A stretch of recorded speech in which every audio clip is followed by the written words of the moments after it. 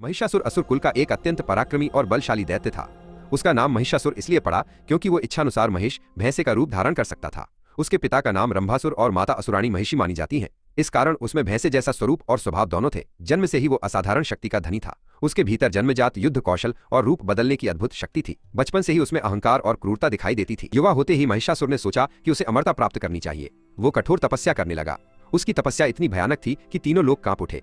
उसकी तपस्या से प्रसन्न होकर ब्रह्मा जी प्रकट हुए और वरदान मांगने को कहा। महिषासुर ने कहा, हे प्रभु, मुझे देवता असुर या मनुष्य कोई भी न मार सके। ब्रह्मा जी ने यह वरदान दे दिया, लेकिन उन्होंने यह ध्यान नहीं दिया कि स्त्री का उल्लेख महिषासुर ने नहीं किया। यही उसकी मृत्यु का कारण बनने वाला था। वरदान पाते ही महिषासुर का अहंकार 7वें आसमान पर पहुंच गया।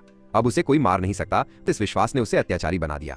उसने असुरों की एक विशाल सेना इकट्ठी की और देवताओं पर चढ़ाई कर दी। युद्ध में उसने इंद्र को पराजित किया और स्वर्ग लोक पर अधिकार कर लिया। सूर्य, चंद्र, अग्नि, वायु जैसे देवता भय से भागकर छिप गए। देवताओं की स्थिति अत्यंत दयनीय हो गई। देवता अपनी पराजय से दुखी होकर त्रिमूर्ति ब्रह्मा, विष्णु और महेश के पास गए। उन्होंने हाथ जोड़कर कहा, हे प्रभु, महिषासुर के आतंक से तीनों लोग पीड़ित हैं। वो निर्दोषों का नाश कर रहा है। अब हमें कोई उपाय सुझाइए। तीनों महादेवताओं ने विचार किया और निष्कर्ष निकाला कि महिषासुर को कोई देवता, दानव या मनुष्य नहीं मार सकता, क्योंकि ब्रह्मा का वरदान उसे सुरक्षा देता है। केवल स्त्री शक्ति ही उसका अंत कर सकती है। तब ब्रह्मा, विष्णु और महादेव ने अपने अपने तेज का संयोग किया। अन्य सभी देवताओं ने भी अपनी अपनी शक्तियां दी। इन सभी शक्तियों और तेज के सम्मिलन से एक अद्भुत दिव्य नारी का प्राकट्य हुआ। उनका स्वरूप सूर्य के समान तेजस्वी, अग्नि के समान प्रखर और चंद्रमा के समान शीतल था। यह देवी ही आगे चलकर मां दुर्गा के कात्यायनी स्वरूप के नाम से प्रसिद्ध हुई। देवताओं ने देवी को अपने अपने दिव्य शस्त्र दिए। शिव ने त्रिशूल, विष्णु ने सुदर्शन चक्र, वरुण ने शंख, वायु ने धनुष बाण, इंद्र ने वज्र और घंटा, यम ने दंड, अग्नि ने शक्ति, कुबेर ने गदा, समुद्र ने हार और चूड़ामणि, हिमालय ने उन्हें सिंहवाहन दिया। इन सब शस्त्रों और वाहन के साथ देवी अत्यंत शक्तिशाली और अजेय हो गई। अब देवी सिंह पर सवार होकर रणभूमि में पहुंची।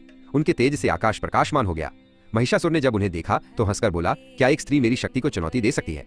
फिर भी उसने युद्ध स्वीकार कर लिया। महिषासुर और देवी के बीच भीषण युद्ध शुरू हुआ। असुरों की सेना हजारों की संख्या में थी, परंतु देवी ने अपने अस्त्रों से उन्हें देखते देखते नष्ट कर दिया। रणभूमि खून से भर गई। अब स्वयं महिषासुर युद्ध भूमि में आया। वो बार बार अपना रूप बदलता रहा। कभी हाथी बनकर देवी पर झपटा तो देवी ने तलवार से उसका सूंड काट दिया। कभी सिंह बनकर दहाड़ा तो देवी ने त्रिशूल से उसका वध कर दिया। कभी मनुष्य रूप लेकर युद्ध किया तो देवी ने उसे भी चीर डाला। उसकी ये माया और रूप परिवर्तन लंबे समय तक चलता रहा। अंत में महिषासुर ने अपने वास्तविक महिष भैंसे का रूप धारण कर लिया। वो अपनी पूंछ से पर्वत उखाड़ने लगा और सींगों से आकाश को चीरने लगा।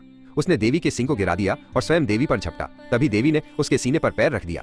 एक ही प्रहार में त्रिशूल से उसका सीना भेद डाला और तलवार से उसका सिर काट दिया। इस प्रकार महिषासुर का अंत हुआ। महिषासुर के मारे जाने के बाद तीनों लोकों में उत्सव मनाया गया।